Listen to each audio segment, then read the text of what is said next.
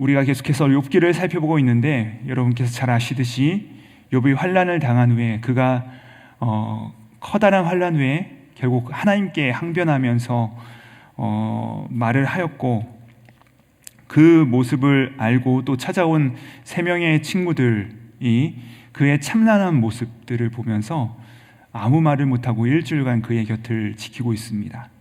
그러다가 욥의 말이 시작되고 나서 욥을 찾아온 3명의 친구 중에서 가장 연장자로 여겨지고 가장 연륜이 많았던 이 엘리바스라는 자가 입을 열어서 이 욥에게 말하고 있는 것을 어제부터 우리가 살펴봤습니다.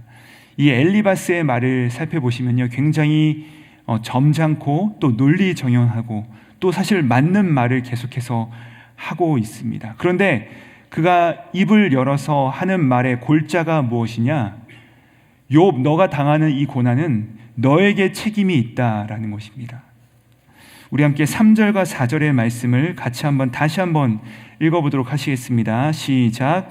내가 미련한 자가 뿌리 내리는 것을 보고 그의 집을 당장에 저주하였노라. 그의 자식들은 구원에서 멀고 성문에서 억눌리나 구한 자가 없으며. 자, 이게 무슨 말입니까? 지금 욥이요, 그의 가족을 다 잃었는데, 그의 자녀들을 다 몽땅 다 잃어버리게 됐는데, 욥, 네가 그들을 구원하지 못한 것은 너의 잘못이다. 너가 잘못 살았기 때문이다 라고 지금 엘리바스가 말하고 있는 것입니다. 이게 무슨 말입니까? 지금 아픔을 당한 사람 앞에서 할 수 있는 말인가 싶습니다. 우리 함께 6절 말씀도 다시 한번 함께 읽어보도록 하시겠습니다. 시작. 재난은 티끌에서 일어나는 것이 아니며 고생은 흙에서 나는 것이 아니니라. 이게 무슨 말이냐면, 욥, 네가 지금 당하는 고생과 재난은 그냥 땅에서 올라오는 것이 아니라, 티끌에서 일어나는 것이 아니고 흙에서 그냥 일어나는 것이 아니라 다 이유가 있는 것이다. 너의 잘못이 있기 때문에 이런 고생과 고난이 너의 삶 가운데 들이닥친 것이다 라고 지금 엘리바스가 말하고 있는 것입니다. 그러니까 엘리바스가 지금 계속해서 욥에게 청구하는 것이 무엇이냐 하면은 너에게 잘못이 있다는 것입니다. 욥, 너에게 잘못한 것이 있으니까 너의 고난이 찾아온 것이다 라고, 너의 죄에 대해서 깨달아 알라라고 말하고 있는 것이죠.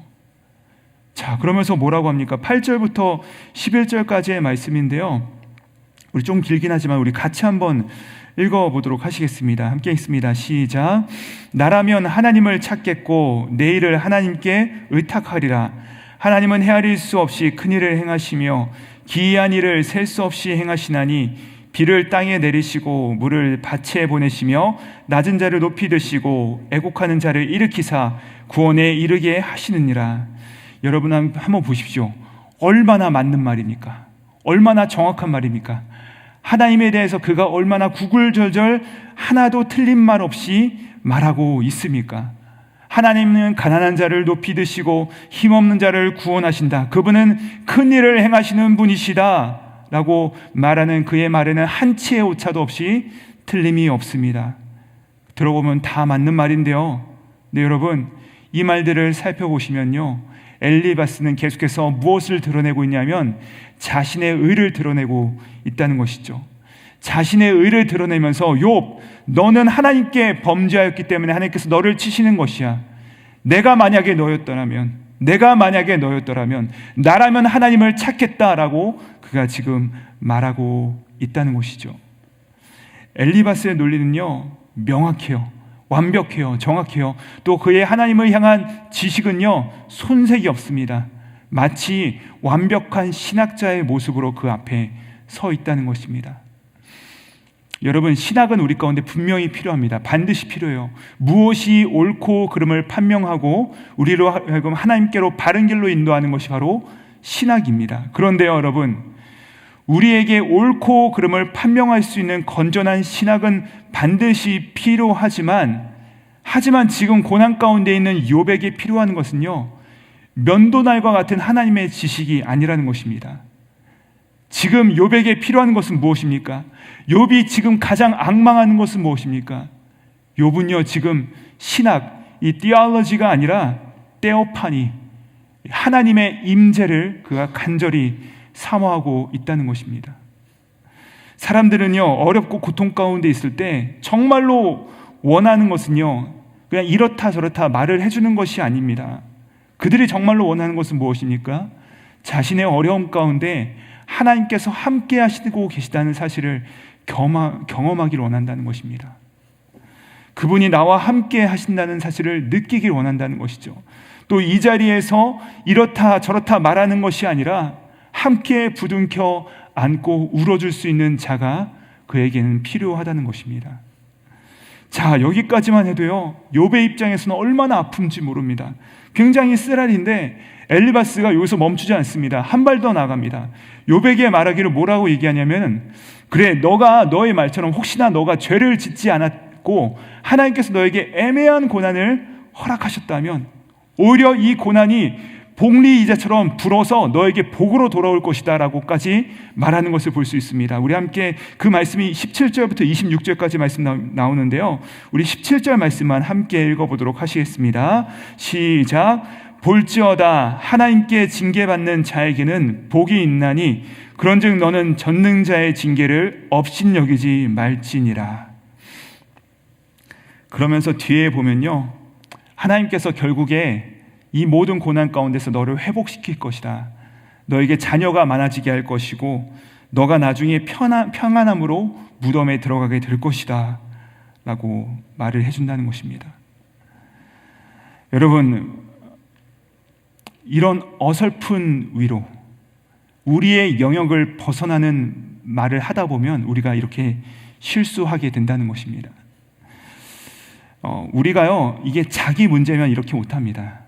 자기 아픔이면 이렇게 말하지 못하는데, 우리가 믿음이 있다고 하면서 이렇게 세상의 풍조와 자신의 판단에 따라서 사람들을 어설프게 위로하고 누군가의 아픔을 이상하게 해석해버리면 이렇게 실수를 범할 수 있게 된다는 것이죠. 물론 우리에게 고난이 닥치면 자기 스스로에게 이 문제를 대입해 볼 수 있습니다. 혹시나 하나님께서 나에게 무언가를 깨닫게 하시기 위하여, 나에게 무언가를 말씀하시기 위하여서 그분께서 이런 아픔을 허락하시는 건 아닐까? 나를 일깨워 주시기 위하여서 나에게 다가오시는 것은 아닐까라고 스스로는 돌아볼 수 있는 것이죠. 하지만 이게 문제가 될 때는 언제냐면은 다른 사람들의 고난을 마치 자기가 하나님의 중개자인 것처럼, 하나님의 대사라도 되는 것처럼 정죄하고 함부로 판단하고 해석하는 것은요, 상대방에게 상당한 결례일 뿐 아니라 하나님을 향한 무례함이라는 것입니다. 이처럼 우리는 자신에게 대입해야 될 이 질문을 타인에게 적용할 때가 종종 있다는 사실이죠. 죄송하지만 제가 개인적인 경험을 하나 나누자면, 재작년과 작년에 저희 가정 가운데, 그러니까 저희는 한 번도 경험하지 못하는 그런 아픔을 당한 적이 있습니다. 이 아픔과 이 시리 가운데서 정말로 어려움 가운데 있는 슬퍼하는 시기가 있었어요. 그런데 참으로 감사한 것은 어떻게, 저희는 알린 적이 없는데 어떻게 된 것인지 참 많은 분들이 조용히 함께 그 슬픔에 참여해 주기도 하셨고 위로해 주셨는데, 그 중에 한 분이 저한테 이렇게 말씀을 하시는 거예요. 목사님, 힘드시죠? 하나님께서 목사님을 크게 쓰시려고 하시나 봅니다. 하나님께서 목사님을 크게 사용하시려고 이런 아픔을 주셨나 봅니다.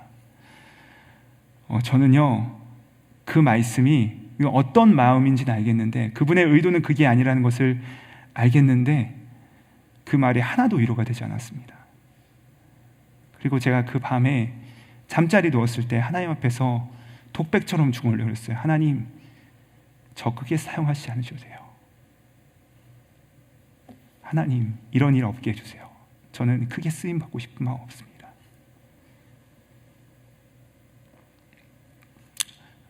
여러분, 그렇지 않아요. 그렇지 않습니다. 하나님께서 이깟 목사 하나 쓰시려고 그런 게 아니라는 것이에요. 하나님께서 허락하시는 고난에는 숨겨진 의미가, 하나님께서는 알고 계신 의미가 있습니다. 하나님께서는 그분의 뜻이 있어요. 하나님께서는 그분의 계획이 있습니다.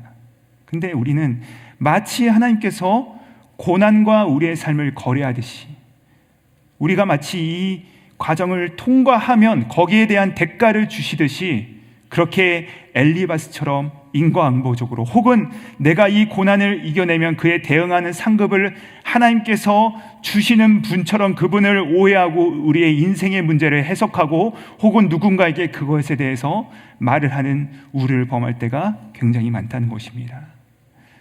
제가 오늘 이 말씀을 준비하면서 잊혀지지 않았던 그 장면을 함께 나누면서 여러분 말씀을 마무리합니다. 제가 한국에 있을 때 이 매년마다 수능날이 다가오잖아요. 근데 이제 제가 그날 저녁에 이제 뉴스를 보고 있는데 이제 수능날이었어요. 근데 수능날 뉴스 영상에 이런 영상이 나왔습니다.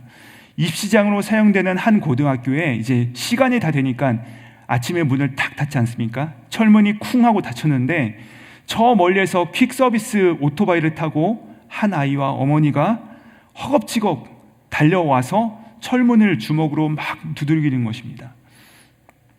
그러니까 이제 한국은 이제 그런 것들이 유도리가 있으니까 문을 열어줬어요. 아이에게 문을 열어주고 그 학생은 이제 불이 나게 그 철문을 통과하여서 학교로 막 달려나갑니다. 그리고 어머니는 그 앞에 서가지고 그 하염없이 아이를 바라보고 있습니다. 자, 그리고 나서 이제 그 카메라가 그 아이를 비춰보고 나서 다시 한번 어머니를 바라보는데 어머니가 그 철문에서 가만히 이렇게 아이를 부여잡고 가만히 보고 있어요. 그래서 기자가 묻습니다. 기자가 어머니에게 물어봐요. 어머니, 지금 심정이 어떻습니까? 그러니까 잔인한 질문인데 그 어머니가 했던 말이 뭔지 아십니까? 내가 저 아들 대신 시험장에 들어가 줄 수 있다면, 내가 아들 대신 인생의 고난을 대신 겪어줄 수 있으면 참 좋겠습니다. 여러분, 저는 이게 바로 하나님의 마음인 줄 믿습니다. 여러분, 어머니가 지각한 아들을 시험장에 데려다 주고서 아이고 저 녀석 또 늦게까지 늦장 부리다가 꼴 좋다 하고서 뒤로 횡 돌아서 커피 마시러 놀러간 것이 아니라 하루 종일 그 앞을 떠나지 못하면서 아들은 어떤 심정일까? 아들은 어떤 마음으로 그 안에서 시험을 보고 있을까? 그 문 앞에서 하루 종일 애타하면서 그 아들을 위해서 기도하고 있지 않았겠습니까? 왜 하나님은 우리의 고난의 순간에 침묵하시는가? 그분께서 우리의 삶 가운데 왜 부재하시는가? 왜 응답하지 않으시는가? 하나님은 나를 포기하셨나 보다. 하나님께서 나를 버리셨나 보다. 혹은 저 사람의 죄 때문에 하나님께서 저렇게 행하셨나 보다.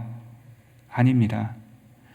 우리가 함부로 그 이해할 수 없는 하나님의 뜻을 재단하고 말하고 할 수 없다는 것이죠. 우리는 다만 어떻게 해야 되는 것입니까? 우리는 이해할 수 없는 그 고난 가운데서, 그 한가운데서 우리를 기다리시며 끝까지 우리와 함께 하시는 그 하나님의 임재를 날마다 인식하고 기억하며 그분 안에 거하여야 된다는 것입니다. 그것이 바로 고난 중에 있는 우리를 향한 하나님의 마음이신 줄을 믿으시는 은혜가 저와 여러분 가운데 있기를 주님의 이름으로 축원드립니다. 사랑하는 여러분들, 우리 주변에 혹시 예기치 못한 고난과 이해할 수 없는 어려움을 맞이하고 신음하고 있는 형제 자매가 혹시나 계십니까? 그러면 그들을 향하여서 정죄와 혹은 어설픈 위로의 입술은 사라지는 은혜가 있기를 주님의 이름으로 축복드립니다. 그리하여서 오늘 하루를 살아가실 때 우리를 만나는 자들마다, 우리가 만나는 이들마다 믿음의 시선과 믿음의 해석이 회복되어지고 하나님의 임재와 일하심을 체험하게 되는 은혜가 저와 여러분의 삶의 입술을 통하여서 나타나는 은혜가 있기를 우리 구주 예수님 그리스도 이름으로 축원드립니다. 기도드리시겠습니다. 하나님 아버지, 욥기를 읽어가다 보면 때로 이해할 수 없는 하나님을 만날 때 우리는 왜 그런 방법으로 나를 홀로 내버려 두시고 다루시느냐고 불평하며 함부로 입을 열게 됩니다. 우리가 당한 고난을 더 큰 것으로 주실 선물이 있기 때문에 이겨내는 것이 아니라 내 고난의 자리 옆에서 손을 잡아주시는 그 사랑 때문에 그 과정들도 넉넉히 이겨내고 서로 위로하고 격려하고 함께 나아가는 당신의 자녀들 되게 하여 주시옵소서. 십자가 위에서 임마누엘을 위하여 대신 하나님의 부재를 경험하셨던 우리 구주 예수 그리스도를 받들어 기도드립니다. 아멘.